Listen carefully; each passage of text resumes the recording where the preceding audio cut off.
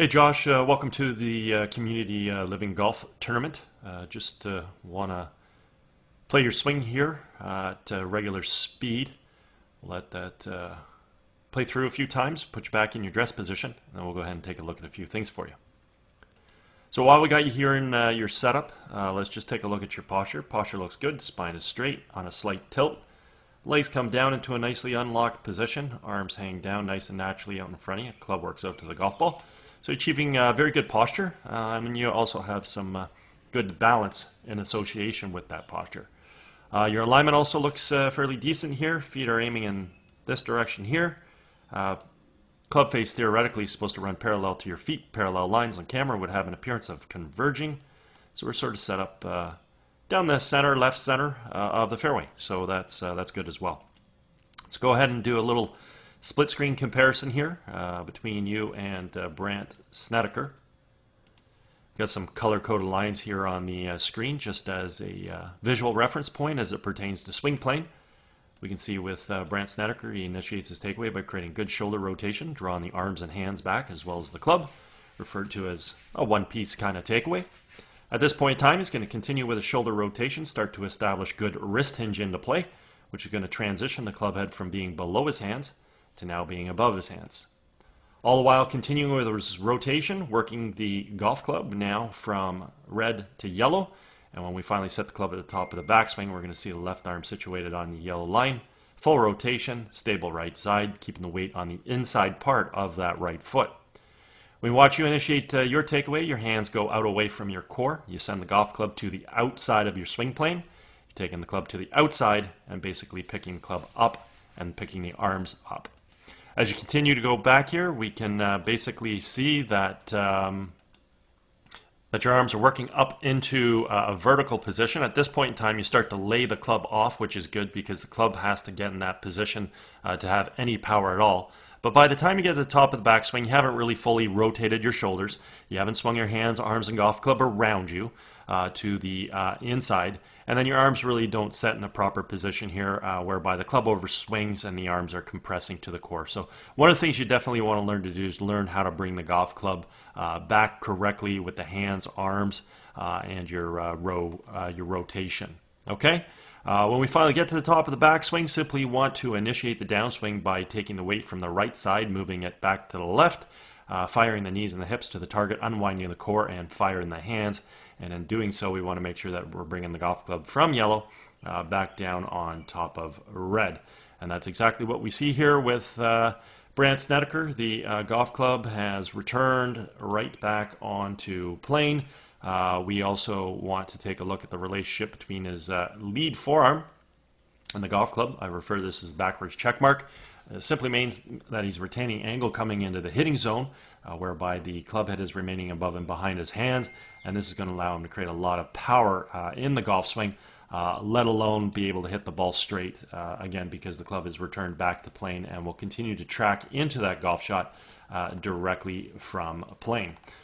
Three things we need in order to hit a straight golf shot. We have to aim well. We have to bring the golf club down on plane. That will allow us to hit the ball straight in accordance to that alignment. And then the grip has to square the club face up. With you, we watch you create your downswing, dropping your hands and arms, pulling the golf club here, and definitely see your hands shooting out in front of you. At this point in time, you still sort of have that backwards check mark between the lead forearm and the club. So creating some power in your golf swing there won't be that much of an issue. The only problem is that the golf club is not returning back to plane. So as we continue to track that club coming into the ball, I don't think we're going to see this club return back to the red line. It stays out in front, and there's your descending plane there. So if we sort of connect the dots, we have a good illustration as to how that club head was approaching the ball. Too steep from over the top, and that's going to cause you to attack the ball from what's referred to as a outside to inside swing path. We can see with Snedeker, his club attacks the ball from slightly inside, expands out to make contact, moves through in a nice natural subtle arc. Your golf club's attacking the ball from the outside, dropping down and across, and moving in this formation. So if the club face happens to square up to that path, what's going to happen is you're going to hit the ball out in that direction, and that's also the same direction as where you're aimed. So the ball will get out in that direction, either stay there, or you will have imparted a little bit of left to right spin because you're leaving the face open and you don't want to lose the ball left, and you'll hit some kind of a fade and or slice. In this particular case, you actually end up hitting the top of the ball. So obviously we need to get that club head a little closer to the ground when we're hitting the driver, get the ball in the face of the club, utilize the loft, but nonetheless, obviously with this out to in path, swinging the golf club from outside here to the inside, the end result of the golf shot is going to be dictated based on the timing of the club face. So if you happen to over-release that club relative to the path, now the problem is the ball will have right to left spin and will hit some form of a pull draw or pull hook. And if we under-release the club, then it ends up becoming a bit of a pull slice. So really hoping for some good timing here that allows the ball to sort of get pulled to the left and then fade a little bit back to the right, following the yellow arrows as opposed to the blue or the red. But obviously, ideally, we first need to get the ball on the center of the club face, not hitting the top of it. As we carry this golf shot through, we see the right heel come off the ground for Snedeker up on the toe of the right foot. This allows him to get to his left side, square his hips, and fully rotated shoulders through that golf swing. With you, pretty decent footwork coming through to the finish.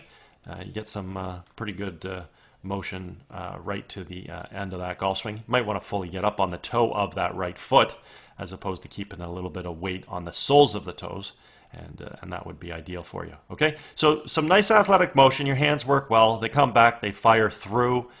You coil a little bit, uncoil through. You got a little bit of footwork that allows you to get through to a finish. We just really have to improve the backswing for sure, where we swing the hands, arms, and golf club more around us to initiate the takeaway. Learn how not to let the arms break down and overswing the club. And then ideally we have to learn how to come into the ball from an on-plane position, which is critical to the golf swing, to creating power and ultimately creating consistency. Okay? Anyways, if at any point in time you would like to work on your golf game, I am over at Glen Abbey in Oakville. Be happy to help you out. Also, if you're ever involved with any golf tournaments or sit in the committee and you're looking for a unique gift to provide to your guest, certainly feel free to contact me. All my contact information is at the end of this analysis, and you can contact me through email or phone.